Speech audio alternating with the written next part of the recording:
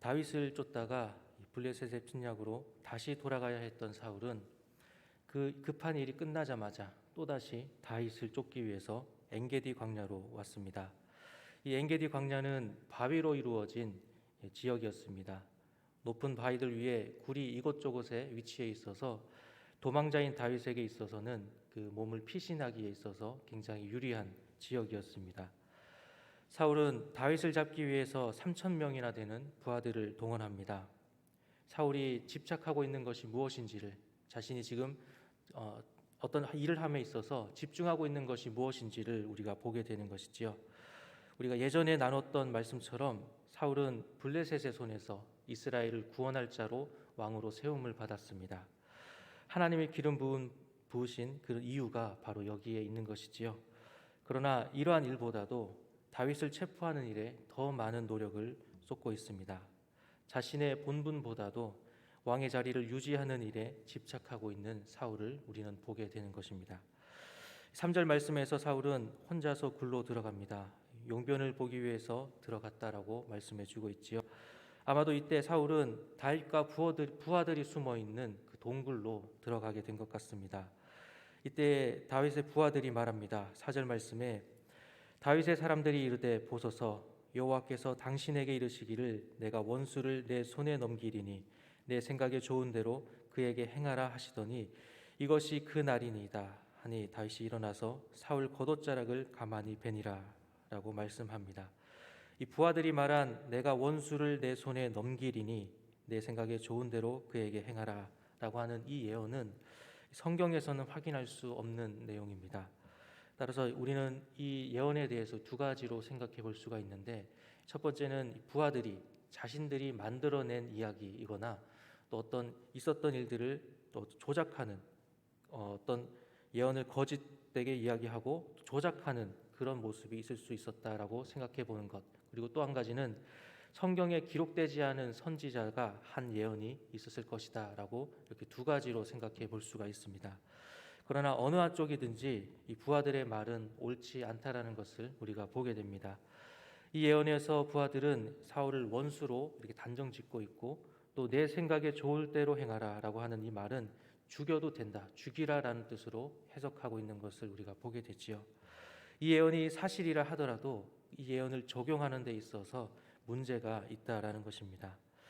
이러한 잘못된 모습은 오늘날 우리가 성경 말씀을 볼 때에도 나타나게 되시어 성경의 말씀을 너무 문자적으로만 보든지 아니면 너무 비유적으로만 해석한다든지 때로는 근거 없이 자의적으로 해석하는 그러한 잘못된 모습이 있을 수 있습니다. 부하들이 자신들의 목적을 위해서 이 하나님을 이용하고 있는 것이지요. 그러나 이러한 모습처럼 우리 역시도 자신의 이득을 위하여서 하나님의 말씀을 이용하게 될 수도 있음을 우리가 경계해야 할 것입니다. 성경을 가까이 하고 주야로 묵상하는 것도 중요하지만 바른 성경의 이해가 필요할 것입니다. 지금 부하들의 관점은 사울을 원수로 보고 있는 것이지만 이 다윗은 그렇지 않았습니다. 다윗은 자신의 양심과 또 신앙으로 행동하고 있지요. 그리고 사울을 죽이는 것이 아니라 그의 겉옷자락을 가만히 베었다라고 말씀해 주고 있습니다. 이 겉옷을 벤 것은 이 다윗에게 있어서 내가 사울 당신을 죽일 수 있었지만 그렇지 아니했다라는 그런 증거로 삼는 것이기도 하고, 또 하나는 이 겉옷은 사람의 신분을 나타내 주는 것이기도 하지요. 그래서 사울의 왕권을 내가 가져간다, 내가 이어받는다라는 뜻을 의미하기도 합니다. 이것은 사울을 해치지 않으면서도 내가 왕권을 가지겠다라고 하는 어떤 이중적인 모습으로 우리가 생각해 볼 수도 있지만 우리는 이 모습에서 다윗의 신앙을 볼 수 있습니다. 사울을 해칠 수가 없는 이유가 무엇입니까? 우리 6절과 7절에서 이렇게 말씀합니다. 자기 사람들에게 이르되 내가 손을 들어 여호와의 기름 부음을 받은 내 주를 치는 것은 여호와께서 금하시는 것이니 그는 여호와의 기름 부음을 받은 자가 됨이니라 하고, 다윗이 이 말로 자기 사람들을 금하여 사울을 해하지 못하게 하니라. 사울이 일어나 굴에서 나가 자기 길을 가니라 라고 말씀합니다. 이미 하나님의 영은 사울을 떠났지만 사울은 기름 부음 받은 자였기 때문에 다윗은 그를 죽일 수 없다라는 것이지요. 그를 심판할 수 있는 것은 오직 하나님밖에 없다라는 이런 생각을 가지고 있었습니다. 그러면서도 자신 역시도 이 사울과 같이 하나님의 기름 부음을 받은 자이기 때문에 사울의 왕위가 자신에게 오게 될 것을 또 하나님께서 허락하셨다라는 것을 다윗 역시 인정하고 있는 것입니다. 다윗은 굴에서 나가는 사울을 뒤쫓으며 그를 부릅니다. 사실 이 행동은 굉장히 위험한 행동이지요. 이 동굴 밖에는 3천 명이 넘는 사람들이 이 다윗을 붙잡기 위해서 대기하고 있기 때문입니다. 그러나 다윗은 그럼에도 불구하고 이 사울을 불러 세웠습니다. 그리고 자신에 대한 소문들에 대해서 말합니다.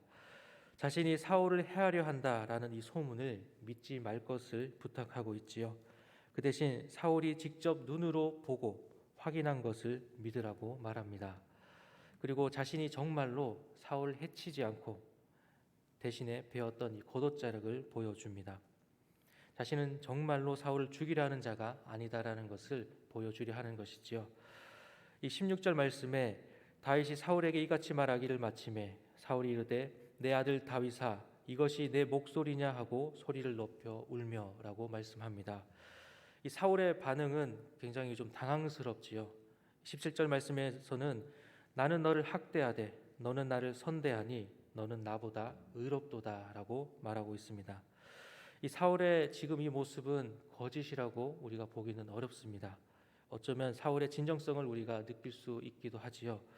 뿐만 아니라 사울은 그 뒤에 말씀에서 다윗이 왕이 될 것을 인정하고 있습니다.